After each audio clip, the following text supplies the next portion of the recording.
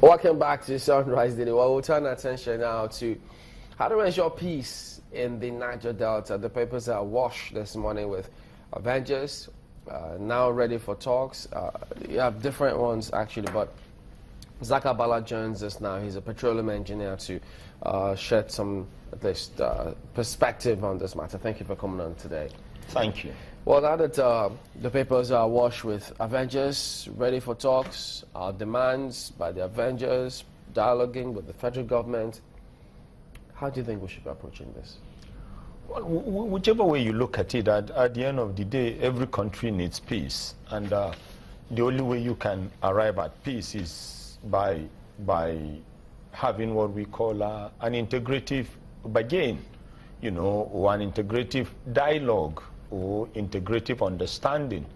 And in the case of Niger Delta Avengers, it's really very unfortunate that we got to this level. And we're talking about what ordinarily should have been done before. And everything, as far as I'm concerned, can be summarized under planlessness, tragedy, and probably calamities. On the part of who? Well, on the part of Nigeria as a nation and as a legal geographical entity. And the reasons are not far-fetched. When you talk about what we're experiencing in the Niger Delta today, you can describe them as unfortunate sights, but they are not limited to the Niger Delta. The calamities you're experiencing in the Niger Delta or the tragedies are not limited to the Niger Delta. If you go to the northern parts of the country, you're experiencing the same thing. If you go to the southern part, eastern part, western part, you can just summarize everything under planlessness or generational leadership planlessness. One can then ask on that premise, are we really ready to solve these problems? To be honest, any person who is above 40 is likely to tell you that we are not ready, because the reasons are also straightforward, and you can see them. Today, everybody talks about falling prices of crude oil. Nigeria is a microeconomic country, a monoproduct economy. Let me tell you, the summary of everything is planlessness. Planlessness, planlessness, planlessness. And the reasons are this. It is not the falling prices of crude oil that made us not to pass the PIB and make it a law.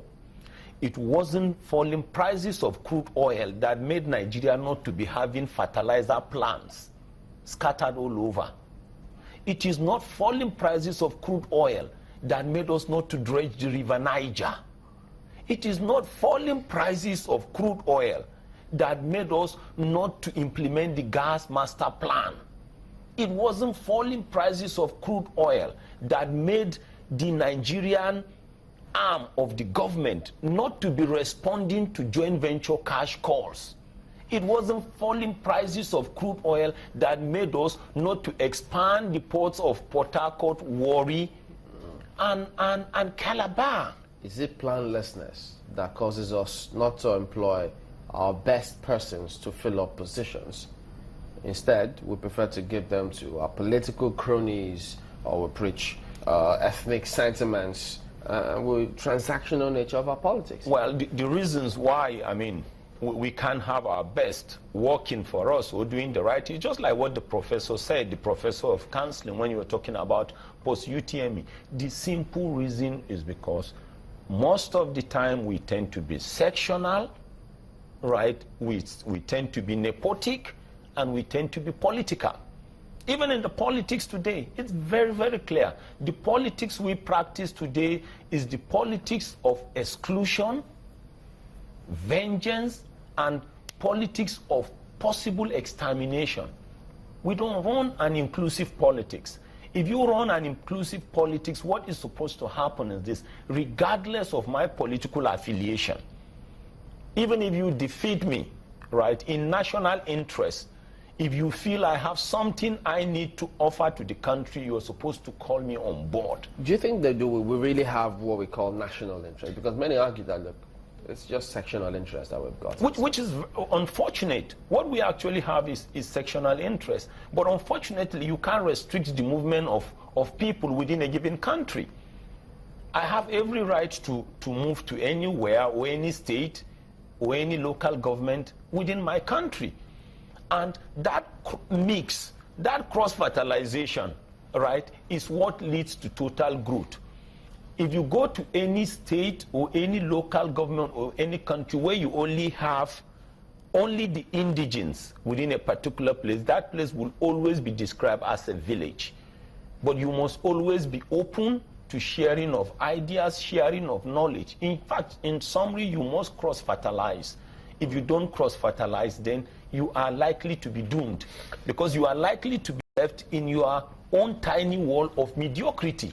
Let's take a little bit further, because in one of the previous list of demands that the Avengers released and published online, they listed, I think it was in the third part, the ownership of oil blocks in Nigeria must reflect 60% for the oil-producing people and 40% for the non-oil producing people.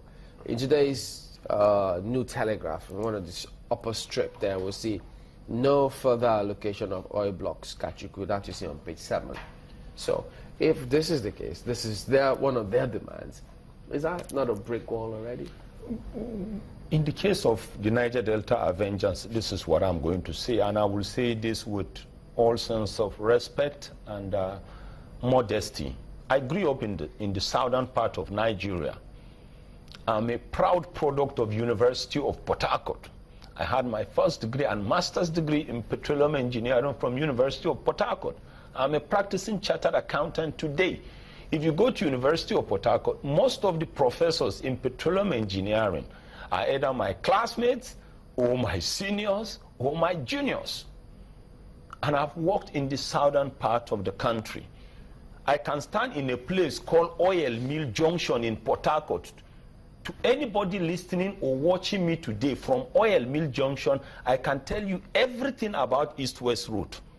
I can tell you from that Oil Mill Junction how you will get to Nongwa, you will get to Gokana, you will get to Kensaroua's village and cross into Akwa Ibom.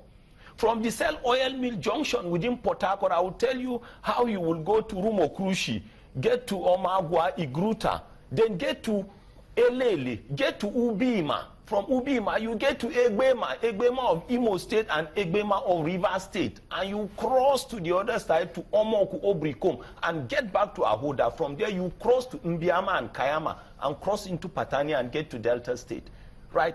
I know the Niger Delta very, very well. You sure have the map. I have, because I'm a practicing petroleum engineer. I've worked in nearly all the fields. Nearly all the fields.